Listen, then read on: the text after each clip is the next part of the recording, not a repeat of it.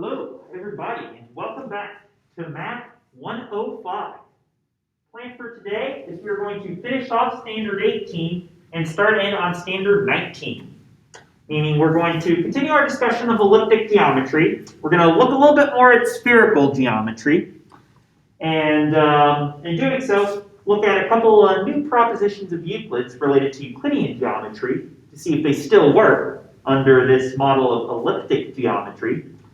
And then we're going to look at start Standard 19, cruising right along, and start looking at a model of what's called hyperbolic geometry. And so, I've got my next office hours. This is for Friday's class. My next office hours are Monday morning at 10 o'clock and Monday afternoon at 2. As far as homework goes, keep in mind, Standard 16 and 17 quizzes are due Friday. If you're watching this on Friday, they are due tonight. And Standard 18 quiz, which should be up by the time you watch this video, Standard 18 quiz will be due on Monday evening.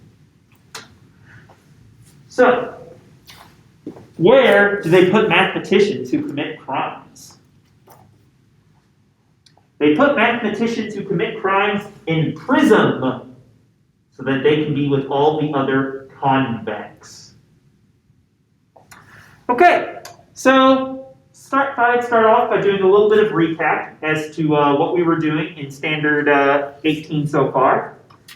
Standard 18 was about elliptic geometry, where we have a different form of Euclid's parallel postulate than Euclid's version. So the Euclid, that is not how you spell Euclidean, Euclidean parallel postulate says that for every line L and for every point P not on L, there exists a unique line M that both passes through P and is parallel to M. There's only one line M, in other words, that does both of these things. That's Euclid's version of the parallel postulate 5. Or should I say the modern version, at least, of postulate 5. Euclid's version was written a little bit differently, as we've seen. The elliptic version of this says, no, there's not going to be one line that passes through P and is parallel to L. In fact, there's going to be no lines that are parallel to L under the elliptic parallel postulate, because under this postulate, no two lines can be parallel at all.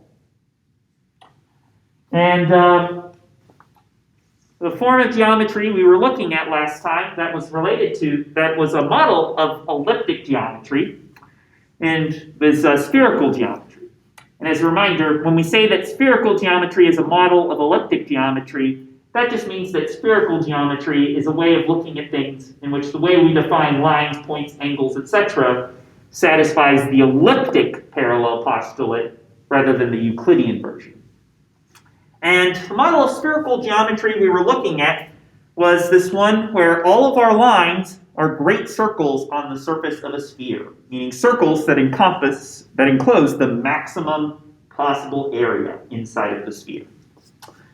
And so today, I wanted to spend the first half of class looking at a couple more theorems. These were being theorems from the elements that are true in Euclidean geometry. And after we discuss them in Euclidean geometry, I want to see if we can apply these theorems to elliptic geometry. Specifically, are they true or false in this model of spherical geometry that we've seen? So the first one of these propositions is Proposition 16 in Book 1 of Euclid's Elements. This one has a fancy name, the exterior angles theorem.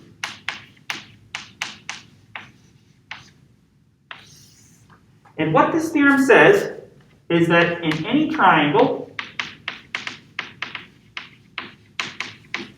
if one of the sides be produced,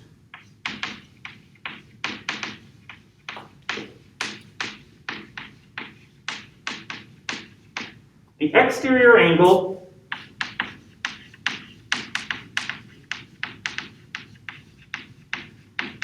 is greater than either of the interior and opposite angles.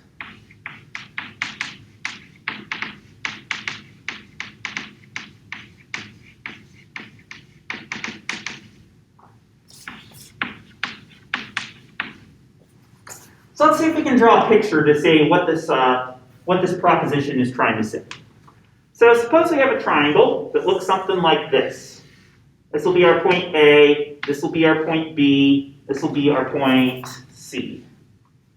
What this is saying is that if you kind of extended one of the sides of this triangle out past the end of the triangle, in this case we're extending B out a little bit further, and let's put another point right here which we'll call D.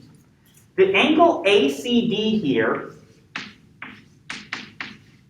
is going to be an exterior angle to this triangle. It's basically supplementary to the angle ACB from the original triangle. So this is an exterior angle of the triangle ABC. Another one might look something like this or like this, so to speak. And what the exterior angles theorem, proposition 16, is saying is that this angle ACD should be greater than either of the two angles within the triangle that are kind of opposite from this angle. So namely, this angle here at A and this angle at B. That angle ACD, these are different sizes, but angle ACD should be greater than both angle BAC, the top angle of the triangle, and angle ACD should be greater than the angle ABC. That any exterior angle to the triangle, meaning angle that's supplementary to one of the angles within the triangle, like this one at ACD, is always going to be greater than either of the two angles within the triangle that are far away from this angle, the opposite interior angles here. And that's what the exterior angles theorem says. So I'm going to flip the page really quick here, and we're going to see, is this proposition going to be true in the model of spherical geometry? Because spherical geometry, there's lots of propositions that are true still, like side, side, side, side, angle, side, angle, side, angle. Let's see if this one's going to be true. Well, I'm going to draw a picture and see if we can break the exterior angles theorem. So I'm going to draw a sphere. At the top of the sphere, I'm going to put a point A. I'm going to put 2 points here on the equator. This will be a point B. This will be a point C. And I'm going to draw lines going from A that pass through B. And then remember, this would wrap back around. I'm not going to draw the dotted lines this time because that would just clutter up the picture. But we have a unique line going through A and B, as well as a unique line passing through point A and point C. And now, I'm going to draw a couple new points here, a new point D and a new point E. And what I want you to notice is that this is going to be a right angle, since this longitude line is going to be perpendicular to this latitude line. This is going to be a right angle for the same reason. The line going through A and C is longitude. The line going from B and C is latitude. These are going to be perpendicular. And similarly, this is going to be a right angle as well. And what I want you to notice is that if we look at the triangle ABC, actually we don't need this one yet. If we look at the triangle ABC, does the exterior angle theorem still work? Here's the question. And if you notice, triangle ABC has an exterior angle right here, the angle ABD. So we can say that angle ABD is an exterior angle of the triangle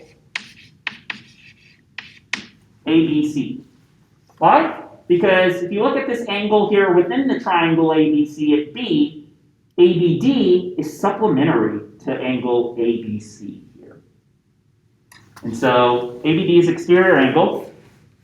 Is it the case that ABD, though, is greater than either of the remote interior angles, the opposite interior angles? So this angle here up at A and this angle here over at C.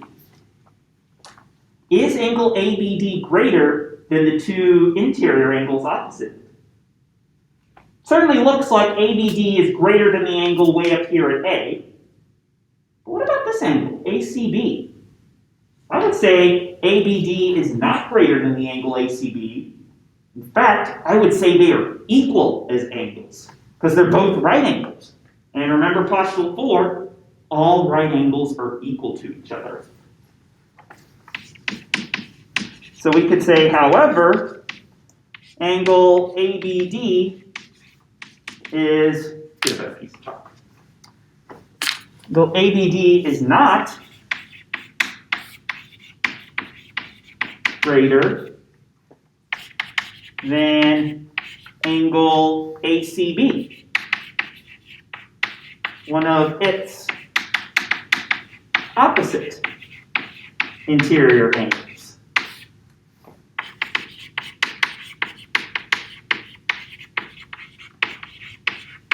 So if we were to answer the question then of, does the exterior angles theorem still work? Meaning in any triangle, do the exterior angles always have to be greater than the remote or the opposite interior angles? I would say that the answer is no. Because here we have a counterexample.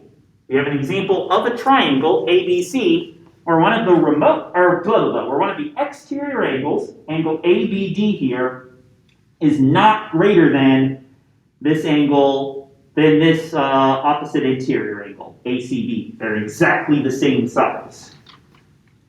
And so exterior angles theorem is going to be one that works in Euclidean geometry, but does not work in spherical geometry. So that's a bit of a bummer.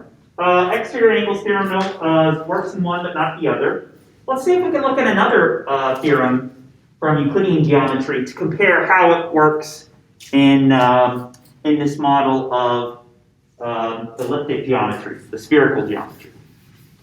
So next up, instead of looking at the exterior angles theorem, I'm going to look at an interior angles theorem, where this theorem is not going to be related necessarily to triangles, but it's going to be one related to lines and whether or not they're parallel, sort of like the parallel postulate.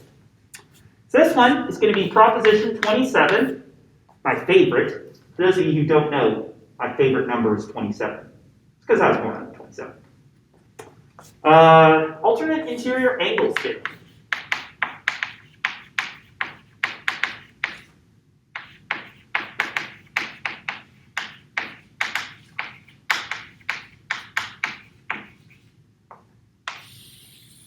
And what this theorem says is that if a straight line falling on two straight lines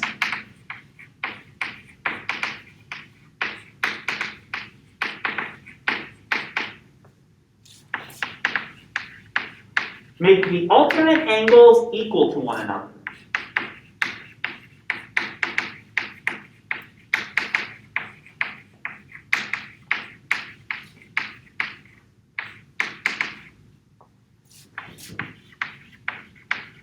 The straight lines will be parallel to one another.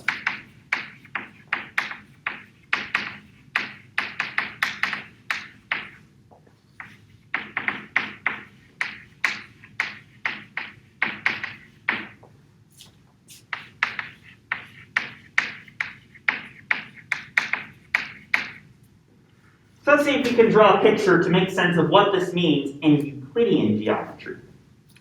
So in Euclidean geometry, it means this. If you have two lines, L1 and L2, and a transversal that goes from one line to the other, so a line that kind of intersects them both.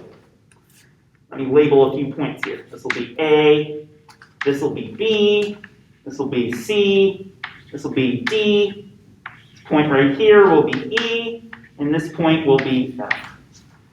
What the alternate interior angles theorem says is that if this angle, ABE, is equal to this angle, angle BEF,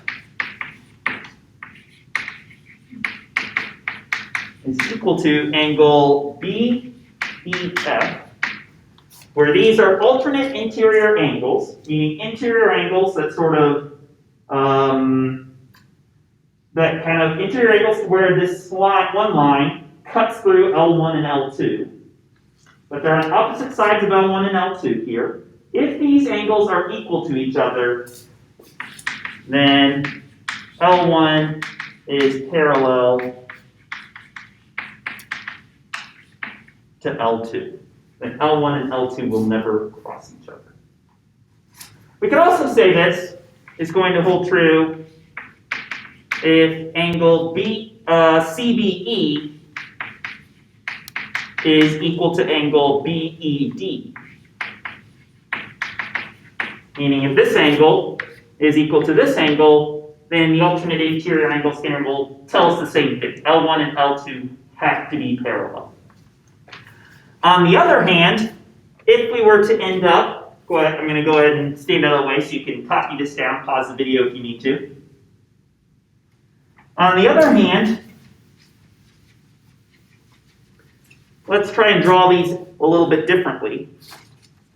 If we have two lines, L1 and L2, that look like this, cut through with a transversal, let's call this one A, this one B, and this one C, this one D, this one E, and this one F. Here we can see that angle CEF actually looks to be a right angle. Tried to draw it to look like a right angle. Where this angle is ABE is acute.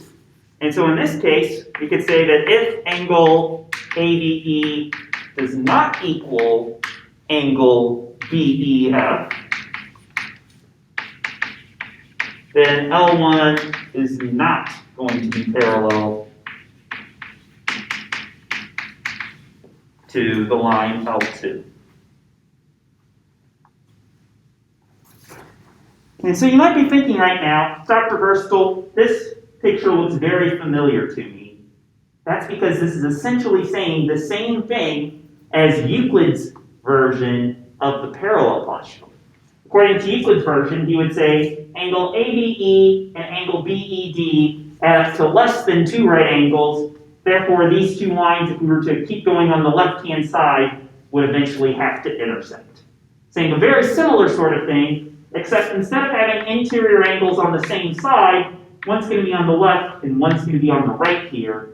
And if those are not equal, the two lines L1 and L2 cannot possibly be parallel to each other. So how about this theorem? You think this theorem is going to hold true in spherical geometry? Well, let's see if we can answer that question. I'm going to ask the question this time of, does the alternate interior angles theorem hold true?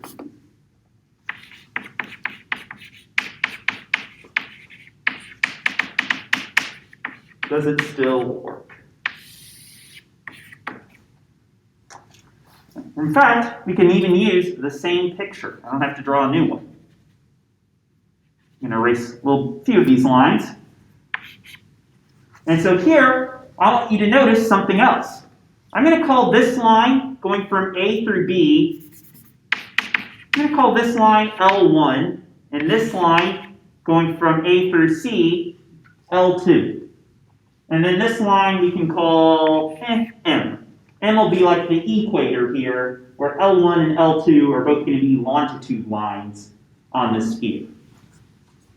And the question I have, does it look like the alternate interior angles theorem still work?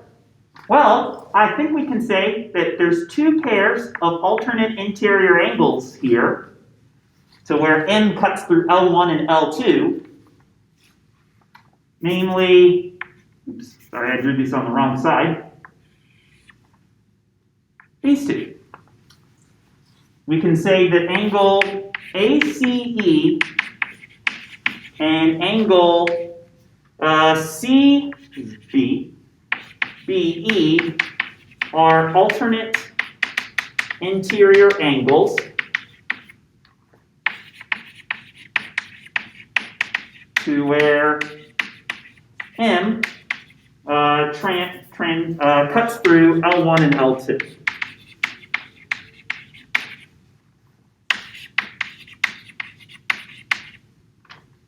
And if you notice, angle ACE and angle CBE, these two angles, or not ACE, ACB, sorry. Angle ACB and angle CBE, they're equal. They're alternate interior angles that are equal to each other. According to this alternate interior angles theorem, in Euclidean geometry, when you have these alternate interior angles being equal to each other, that always means in Euclidean geometry that the two lines L1 and L2 will have to be parallel to each other. But is that going to be true here? Are L1 and L2 parallel? I would say no, they're not parallel, because they're both passing through the same point up here, A. However, L1 and L2 are still not parallel in this picture. So to answer the question, does the alternate interior angles theorem work in spherical geometry? I think the answer is going to be no. Because it's totally possible to have alternate interior angles equal to one another, and yet the two lines, L1 and L2, may still not be parallel.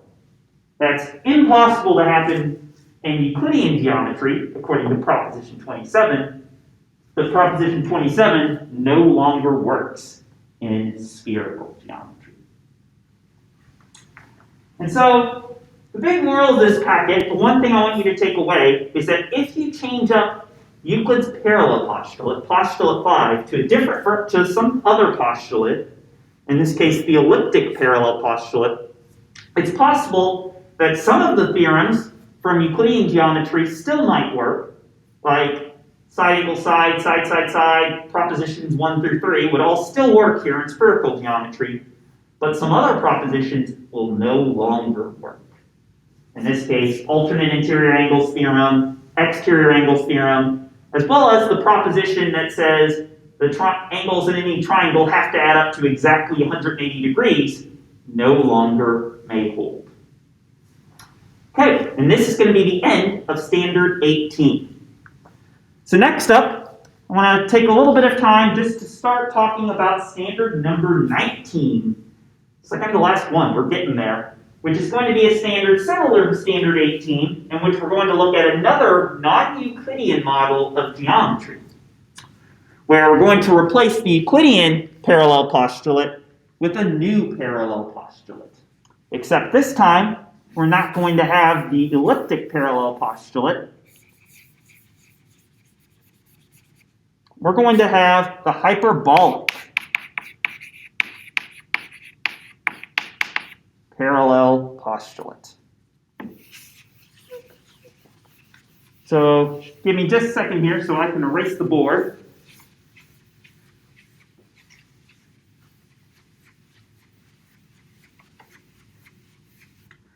So if you noticed, the Euclidean parallel postulate says given any line L, any point P, there's exactly one line M that passes through P and is parallel to L. There's exactly one line that does this. In the elliptic parallel postulate, there were no lines passing through P that were parallel to L. Namely because no lines are parallel at all in elliptic geometry. But in hyperbolic geometry, it's going to go the opposite way. Instead of having no lines that go through P and are parallel to L, there's going to be multiple lines that go through P and that are parallel to L. So let's write this down. Where's my notes? So the hyperbolic parallel postulate is going to say that for every line L and every point P that does not lie on L,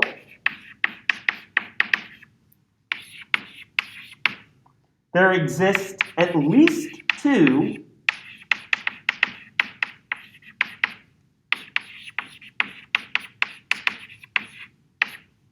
lines M and N through P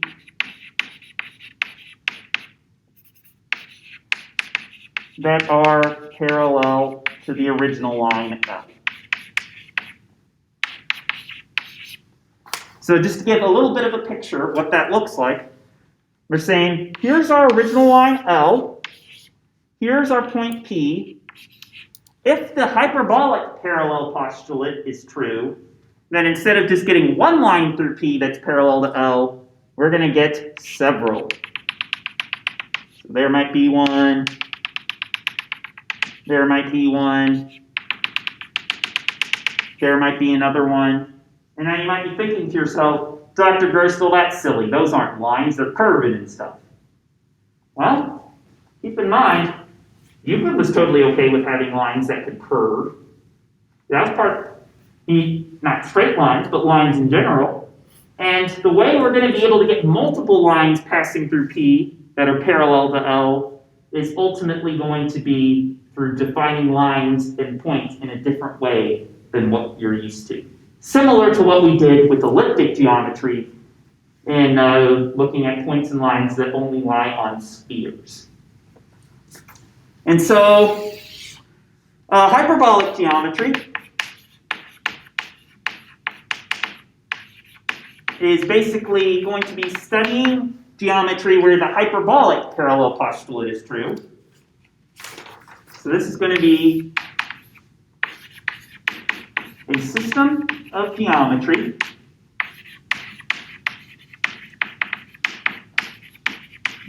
where the hyperbolic parallel postulate is true.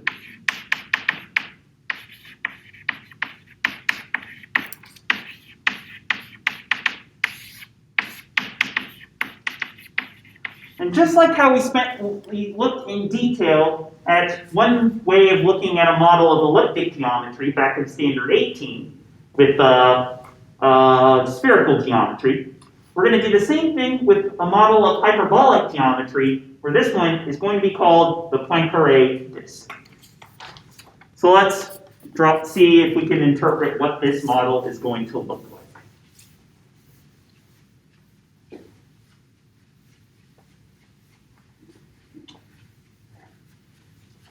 In spherical geometry, everything was in 3 dimensions. In the Poincare disk model, named after a Frenchman, Henri Poincaré, the Poincare disk model is going to be a 2-dimensional one, like the geometry we're used to thinking about in Euclid's geometry in Book 1. But this time, all the points and lines we draw are going to lie inside some circle. So all points are inside the circle, this disk, if you will. And lines this time are not going to be what you're used to thinking about straight lines being. Lines are going to either be one of 2 things.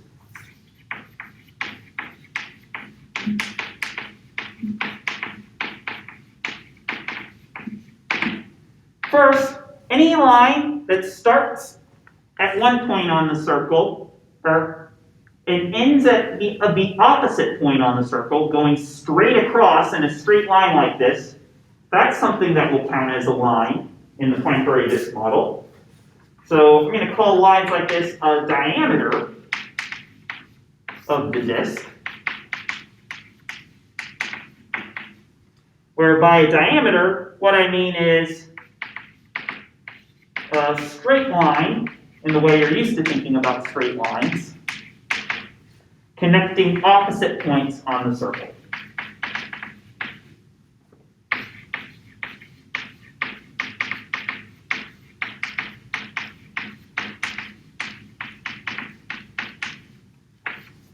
So something like this would be a diameter because these 2 points it goes between are opposite each other.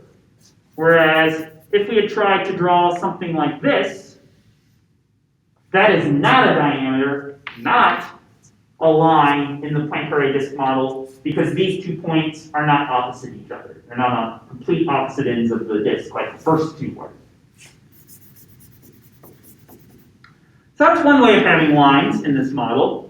The second way of having lines in this model is to have circular arcs, where a circular arc that is going to be perpendicular to the outer circle.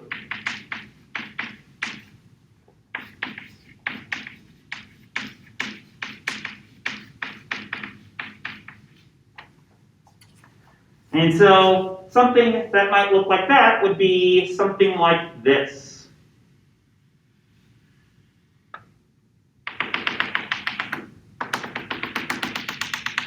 Part of where a circle, a larger circle, I'm drawing it in dotted lines because the circle outside of the disk doesn't actually exist.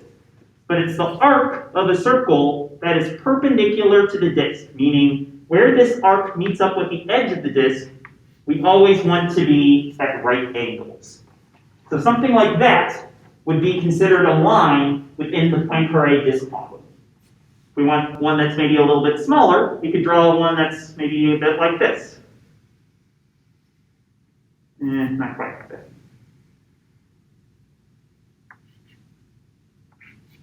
Just the arc of the circle, cut off, not the full circle, but just cut off to be only the pieces inside the disk in such a way that this arc meets the outside circle at 2 right angles. Technically 4 if you include these. So these would both count as lines in the Poincare disk model, whereas something like this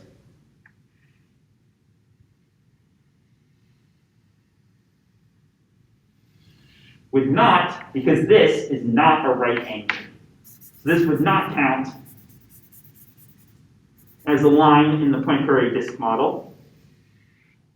But these two would, as well as a diameter, meaning a line that goes straight from one side to the other, like this.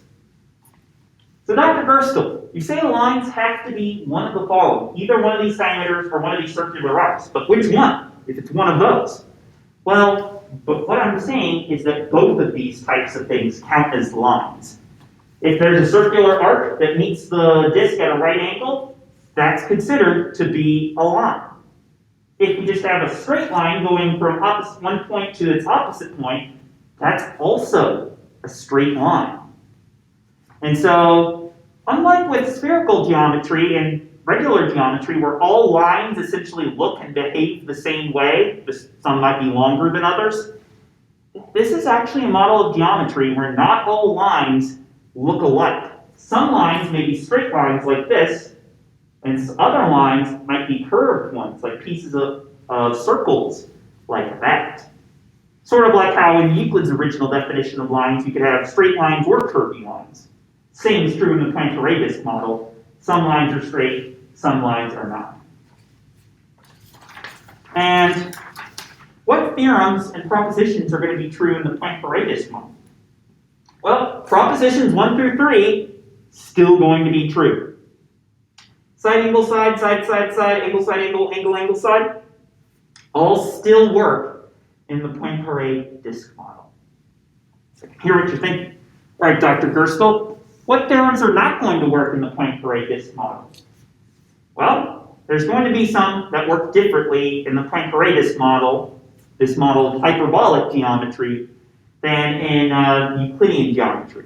And some that may or may not work, and some that may work in this model, but not in spherical geometry, or vice versa. But let's see, how's the video doing? So I gave you all a little bit of an extra long video last time, so I'm going to cut this video off for today. When we come back for Monday's class, we're going to discuss, we're going to keep going with our discussion of hyperbolic geometry and spend the rest of Monday's class finishing off Standard 19. And then just to give you a sense of where we're still going in the course, the last week of class after Thanksgiving, we're going to have one more week after Monday's class. The first 2 days, we're going to do Standard 20, which is going to be looking at things like rectangles and other types of quadrilaterals. in hyperbolic versus elliptic versus Euclidean geometry. So Monday and Wednesday we'll be doing standard 20 after Thanksgiving. And then the Friday after Thanksgiving will be midterm number 4, the last midterm of the semester, which will be over all 20 standards. And then there'll be a final exam, which I'll talk about after Thanksgiving. So I hope you're all doing okay, and I will see you all for Monday's class. Have a good one. Peace out.